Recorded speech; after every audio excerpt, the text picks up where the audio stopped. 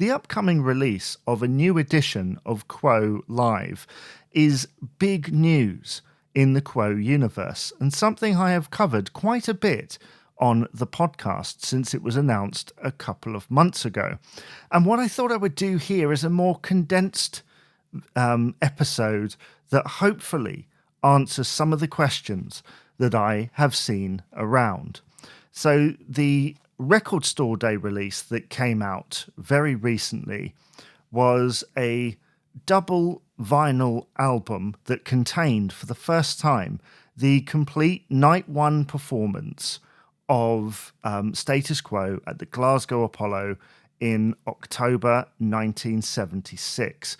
Never been heard before in its entirety, newly mixed and mastered by Andy Gamble & Co. of AVP Media. There were around 3,000 of these pressed, and some people queued for hours to get their copy.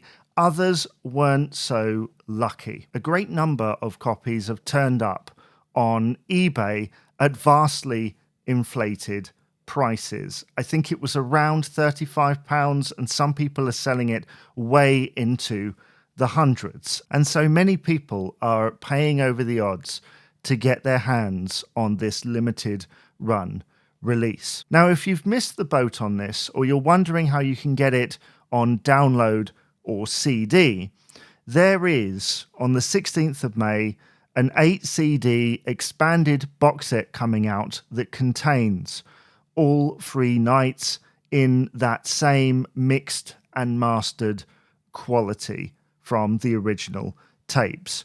Now, the 8 discs consist of discs 1 and 2 are the original 1977 release as it was heard. I think that the order is different because the order on the vinyl was to accommodate the space available, whereas this is in, I believe, the order that it was played in. Then disc 3 and 4 is Night 1, which is the 27th of October 1976. Lots of performances in there that you wouldn't heard, and that is what the vinyl is made from. So if you buy this box set, you'll hear the same content on there. Discs 5 and 6 are Night 2, which was performed on the 28th of October 1976. Discs 7 and 8 are Night 3, 29th of October 1976. Presented in 7-inch packaging, and also includes a booklet with biographical information written by Dave Ling, photography and memorabilia, plus an article about the mixing and everything else from Andy Gamble. So to answer some questions I've seen about this, are there any new tracks here that wasn't on the original album?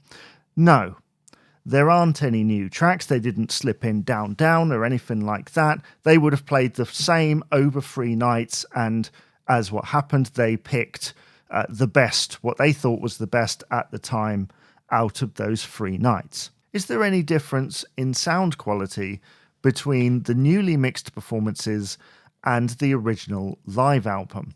Yes, astonishingly so. The little clips I've heard are a world away from the original release, much more immediate and there.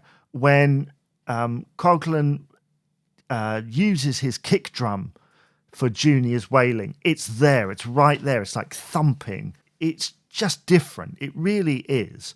And you can tell that they have put a lot of effort into making this sound the best that it can sound. In my opinion, the artwork is perhaps a little bit confusing because I don't think it's different enough. For the Record Store Day release, they've made it blue. You know, it's blue, but it's the same cover as the 1977 release. And so, yeah, that is a little bit confusing, but I'm sure that as more of this release comes out and when it's eventually released to the public and we get to hear it online and stuff, people will know the difference between this and the original Live release. Is the Record Store Day release included? There is no vinyl in this set, but the contents of that vinyl are included on discs 3 and 4. Will there be a vinyl box set of all 3 nights? At the moment, we don't know. That Record Store Day release was kind of an exclusive for that, and I do wonder whether the popularity of that, and not even just the amount that's sold, but the amount that people are trying to get hold of it, will perhaps tell Demon Records that are involved in this that there is demand. But I would imagine that's going to be quite an expensive set to buy, and would possibly be in as limited numbers as the Record Store Day release. But we'll have to wait and see on that. Will there be any other 70s Live Quo releases?